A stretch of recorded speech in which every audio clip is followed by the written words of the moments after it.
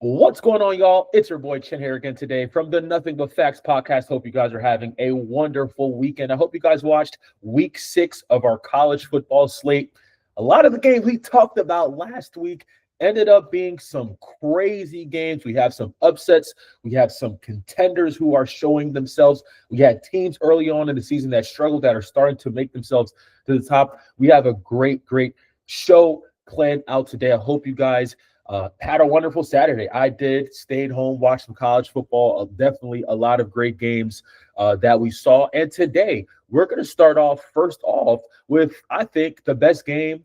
Let me not say the best game of the day, but maybe the most important game of the day for a team that suffered a loss last year. That happened to be the Alabama Crimson Tide with a bounce-back win from last year. Should I say bounce-back revenge win? Revenge win sounds a little bit more befitting for this type of game. They beat Vanderbilt 30-14 after a first half that was sort of like what we saw last year, that slugfight.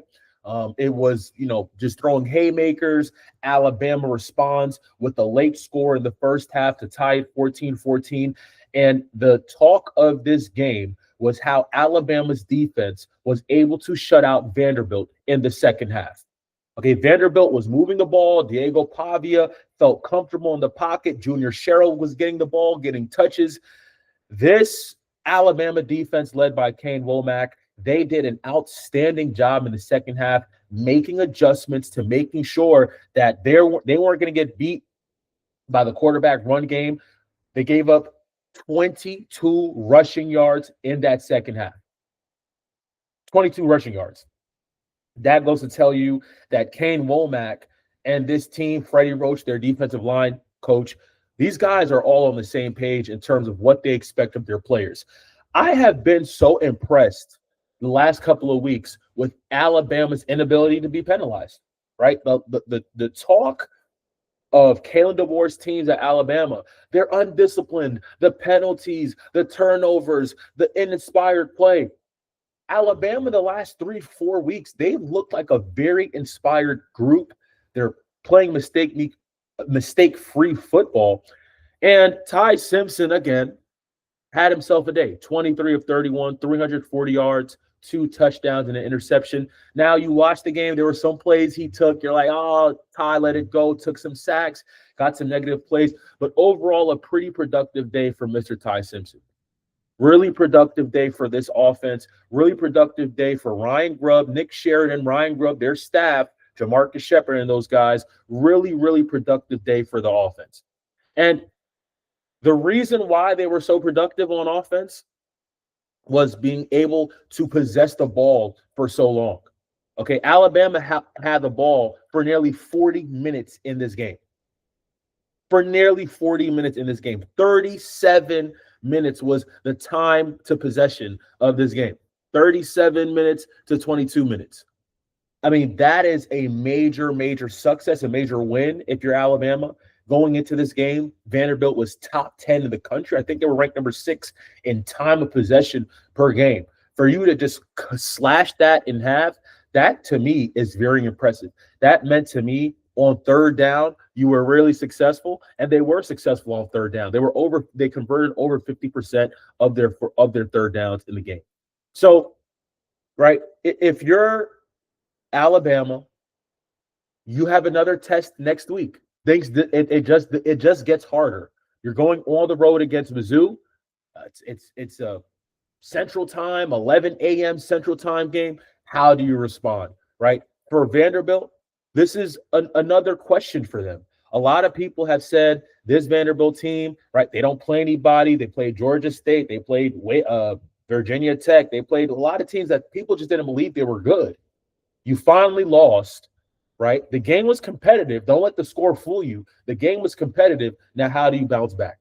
This team is more than talented. What Clark Lee, I need to say this so people don't think this is an Alabama, strictly Alabama. What Clark Lee is doing at Vanderbilt is unreal. His success, what he's been able to do, how he's been able to use the transfer portal to get the right fits in his program has been unreal. The player development at Vanderbilt, I saw Jordan Matthews, former Vanderbilt wide receiver on the sidelines watching the game, just involved. He is definitely, he's changed the face of Vanderbilt football. No longer are you looking at Vanderbilt like, yeah, they're just another team. This team is respected. They're talented. What Steve Montgomery yesterday did, their defensive coordinator, this defense played really well. And I know the time of possession was high, but like I said, it was a competitive game. Vanderbilt should be proud of themselves for playing, I think, the type of style they played. But this Alabama team, they're clicking at the right time. They're making timely plays, right? Jam Miller finally getting himself back after last week's performance against Georgia. He had 136 yards on 22 carries. I think Justin Jefferson also had an unreal game yesterday. Had the forced fumble in Diego Pavia in the red zone. 14 tackles, 9 solo tackles for Justin Jefferson on that Alabama defense. Just a great win. And like I said, it doesn't get easier.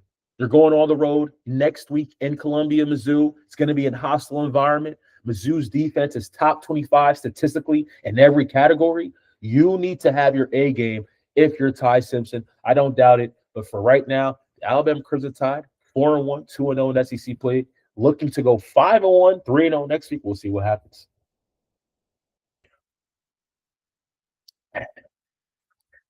Another game I talked about last week. I talked about this. We talked about Cincinnati and Iowa State. No one is showing love to the Big 12. I said, hey, the Big 12 is a good conference, big parity, balanced teams. This game should be on people's radars. I called this one. I said Cincinnati is going to go ahead and get this game. I think Cincinnati, after they beat Kansas last week, they're going to find a way to win.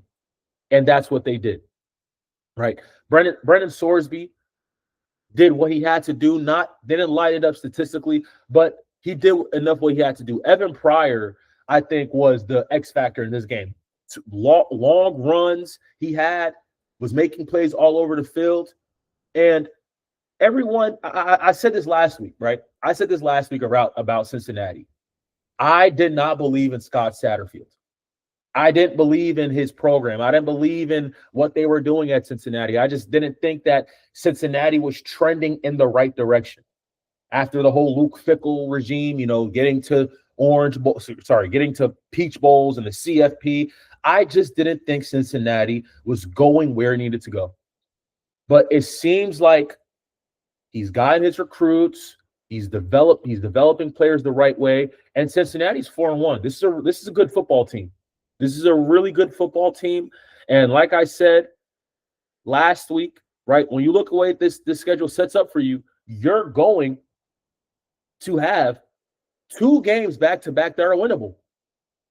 You're going to have 2 games back-to-back that are winnable. Central Florida is coming off of a loss yesterday against Kansas, right? Back-to-back losses for Central Florida. They lost to Kansas State, lost to Kansas. They don't have a quarterback. You could easily be 5-1 with the win next week, and you go on the road to Oklahoma State. We know Oklahoma State is not having a great year. Fired, their head coach. Got a lot of things going for them. But this Cincinnati team has legit chance at being 6-1 in the next 2 weeks. So again, not the end of the season for Iowa State. I still think this is a really good football team. I think Matt Campbell is one of the better coaches in the country. Rocco Beck is a good quarterback. Abu Sama, Carson Hansen, those guys are good. I think they just ran into a really hot Cincinnati team, a team that's peaking in the right direction. They're trending in the right direction, and we'll see what happens. The Big 12 right now, I think, is looking a little bit pretty open. The Big 12 right now, outside of Texas Tech and BYU, you could compete in the Big 12. You can compete. It's any given Saturday in the Big 12. So, and looking at this Cincinnati schedule, they don't play Houston. They don't play Texas Tech. I mean, this is for Cincinnati. You don't play Houston. You don't play Texas Tech. You don't play Arizona State. I mean, this is a really good schedule the way it works out for you if you're Cincinnati. So shout out Scott Satterfield. Great win. 4-1, 2-0 in the Big 12. We'll see what happens. My water break. Moving on, we have not a shocker. I don't think a lot of people were shocked about this. I wasn't shocked about this. I think the next game we talk about, we will be shocked. Wasn't shocked about this, right? I don't think Texas was trending in the right direction after the Sam Houston State game. I just didn't see it. Going on the road to Ben Hill Griffin Stadium is one of the hardest, a very tough task, especially for a guy who's not playing his best football in Arch Manning. So what happened, right? What happened? Well, there were a lot of turnovers. Texas could not run the football. Arch Manning was the leading ball carrier in this football game with 37 rushing yards. That is unacceptable, right? That is unacceptable. This Texas offense has seemed to have been stalling out. They cannot run the ball. It's been tough sledding for Quintravion Wisner. It's been tough sledding for those guys. So everyone knew going into this game, Florida had a pretty good defense. For what it's worth, right, this defense has been a high spot for their football team. I know they've let up some explosive plays, but that front four, Caleb Banks, they are pretty. Tariq Sapp is part of that front four at Florida, Cormani McClain on the back end, right? This defense is really good. And for the most part, they just stopped whatever Texas was doing. They stopped, outside of the over routes, the deep crossing routes that Texas completed. This Florida defense was locked in. So, we're as a Texas fan, you watch this game and you ask yourself, what is going on? What is going on with our offense? Our defense is good. We have an all-world defense, but our offense is just not clean. The operation is just not what it needs to be. Arch Manning is not executing at the level at which he needs to be. So what is the question? What happens now? Who do you talk to? What happens? Well, it doesn't get easier. Let's take a look at that Texas schedule, y'all. It doesn't get easier. Oklahoma, at Kentucky, at Mississippi State. You got Vanderbilt coming to town November 1st, and then you're on the road against Georgia. I'll be at that Arkansas game on November 22nd. I have major concern for Texas. And people are not going to talk about next week because John Mateer's hurt.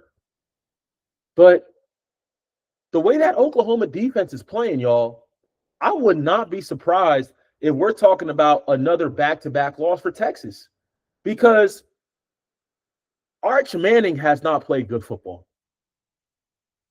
16 of 29, 2 touchdowns, 2 interceptions, man. Like, you watch the game, he is missing passes, the footwork. There's just some things you just don't expect. A guy who's coached by Steve Sarkisian, one of my favorite. I'll go to bat for Steve Sarkisian in terms of quarterback developer, quarterback whisperer, play caller, whatever the case may be. AJ Milwee, I know he's the quarterback's coach at Texas. So I like, what is going on? What is going on with Arch Manning? Is it play calling? Is it situation? Is it personnel? Are we making things too what is going on? Because I'm pretty sure you ask people in Austin their opinion on this Texas season. I don't know if you're going to walk into someone to say, or, that will tell you that, hey, yeah, we saw ourselves being 3-2 in the start of October. Just not what they planned for, right? They thought this arch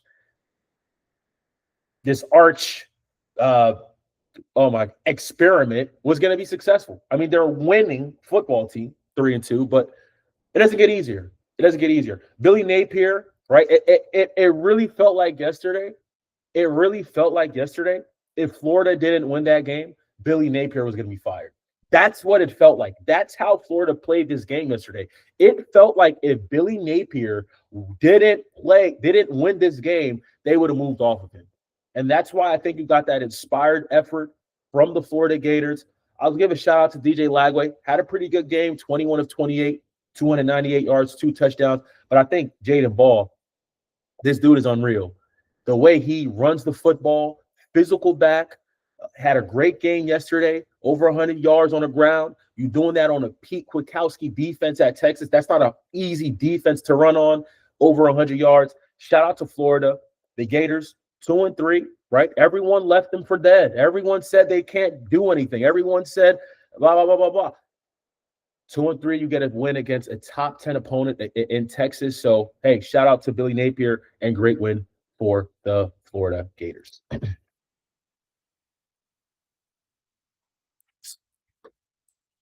Now, let's talk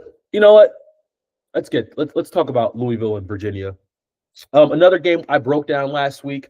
The Virginia Cavaliers, 3-0 in ACC play. Chandler Morris, this Virginia offensive line, they're doing everything they can to continue that success that Tony Elliott is trying to bring to Charlottesville. 5-1. This is the best record I can think of Virginia having in a very, very long time. And they are doing it playing complementary football, right? I talked about it this week. Jamari Taylor running the football, how he runs the football is just so impressive. They trust him. He's their do-it-all back. I think he had the game-winning or go-ahead touchdown in overtime. Yeah, he had the game. I think he had the game-winning touchdown in overtime. So I'm so impressed by this Virginia team. They continue to persevere. They were down in this game 14-0, I believe. They were down in this game. No, they weren't down in this game. That was the wrong game. Sorry. They weren't down in this game. It was tied 14-14 at half. Sorry, wrong game. But they showed a lot of resilience for this game going to overtime. Back-to-back weeks, right? You played last week. You played Florida State in overtime. You won.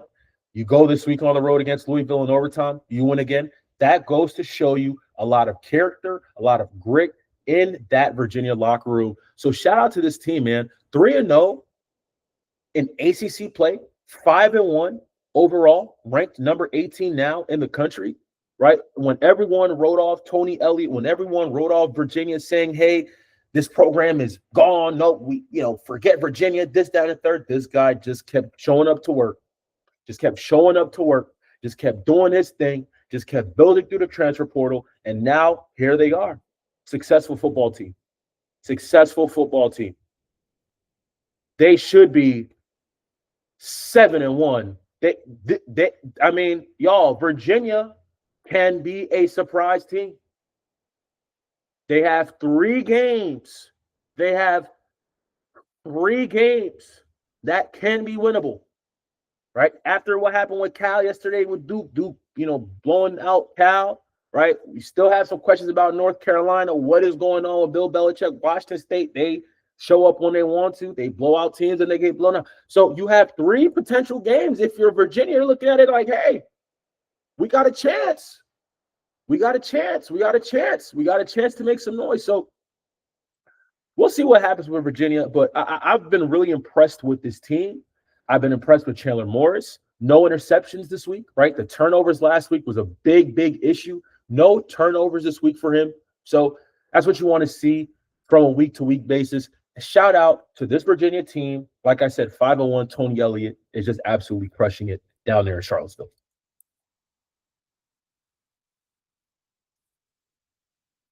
Notice I have to step back away because we got to talk about what happened yesterday in Los Angeles. We have to talk about what happened yesterday in Pac-10, Pac-12 country. We have to talk about the embarrassment, the inexplicability, the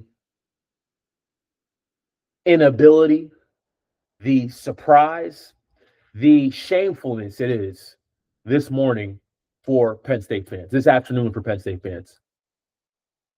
You thought last week was worse. You thought last week was bad. You thought last week was the end of the world. And then your world ended again on Saturday. It ended again. It ended a second time on Saturday. This time the nail has been driven in the coffin and sealed the coffin closed. Season's over for Penn State. This season's over. I want to give credit to this UCLA team. I talked about it. I said it last week covering this game. I said, hey, if Penn State is not careful, you're going across the country to UCLA. You're playing a team that doesn't have a head coach. This is their Super Bowl. This was their college football playoff. Don't give a hungry dog meat to eat. Don't give a hungry dog a new bone. I said it. I said it last week. Don't give a hungry dog a bone. That's what Penn State did. They kept giving a hungry dog a bone. They kept feeding it. They kept feeding it. They kept feeding it. And afterwards, that hungry dog wasn't hungry anymore.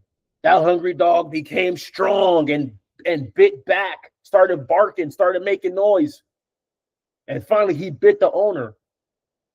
And that's what you get here. Let's break down this game. Nico Iamaleava was phenomenal. Yeah, I have no words for what I saw him do to that Penn State defense yesterday. 17 of 24, 166. What he did on the ground for Penn State, for UCLA, how he punished that Jim Knowles defense. He looked like Lamar Jackson, how he was running out there on that Penn State defense, was why Nico Iamaleava was a five-star quarterback. That's what it was. The 6'5" ability for him to stride on defenders was impressive. It was impressive. Like, I'm watching this guy run the ball. I literally said, oh, my God. Oh, my. Like, this is – like, it was surreal watching him play yesterday. And, again, a lot of credit has to be given to UCLA. Jerry Neuheisel, I think that's his name. That's their first-year play caller. First time ever calling plays. They fired Tino Sinceri after 4 games at UCLA. He was with Indiana last year. Great run. Went to UCLA. Not working. Got fired. Now you bring in Jerry Neuheisel. He was the play caller. And just did an outstanding job.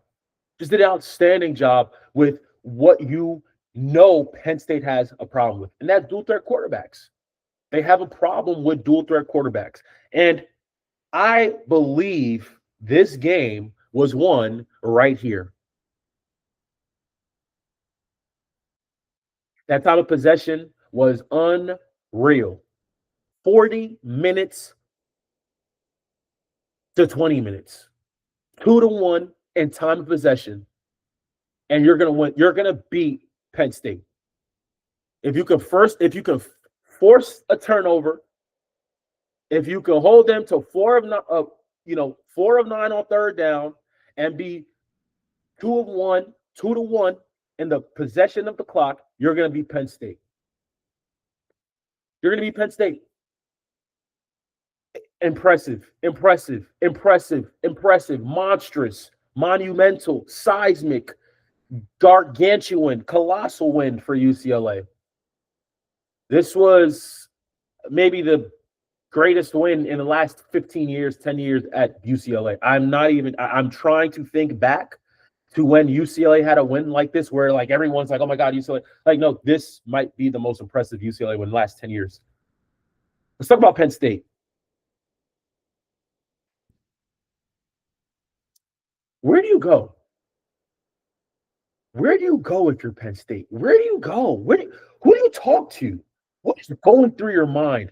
If you're a Penn State fan, how do you even look at this game? How do you even understand what happened in this game? What is your take on what happened in this game?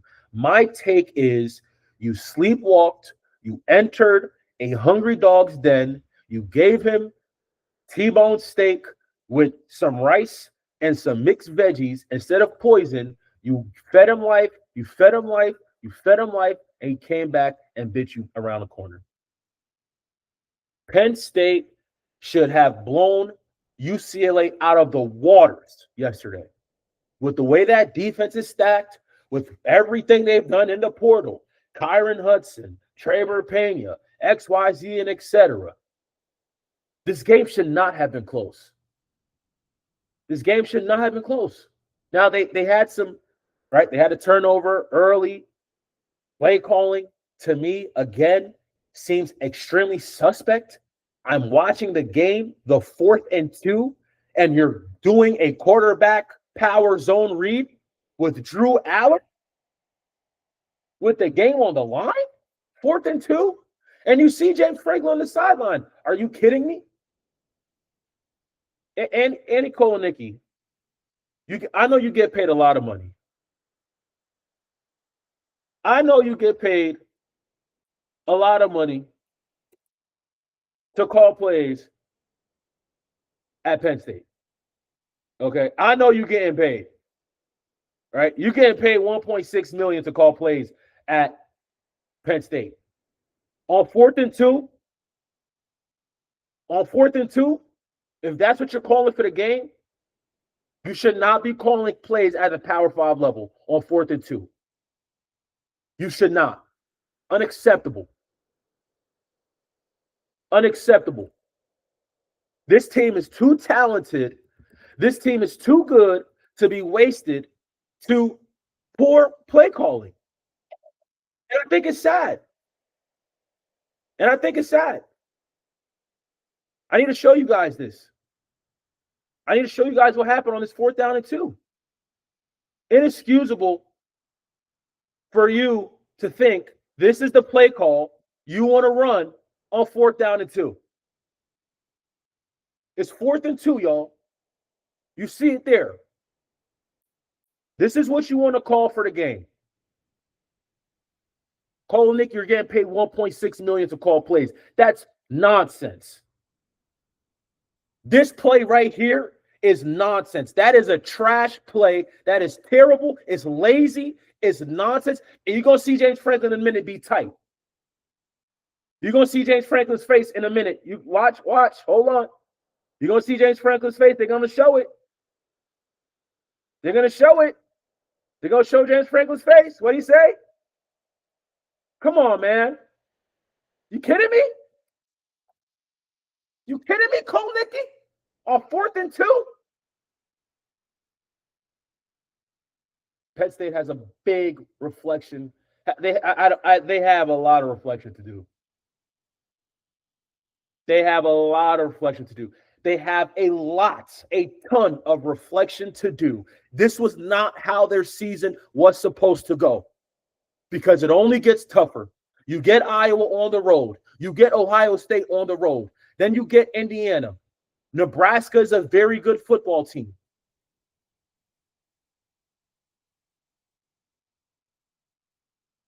I have no words.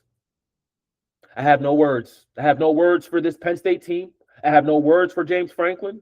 I have no words other than we thought we knew who they were, but in fact, they showed us who they were, and they're not a good team. We'll see you guys. More content coming up tomorrow. Love you guys. Keep watching, keep following, subscribe, like, share. Love you guys. God bless. Peace.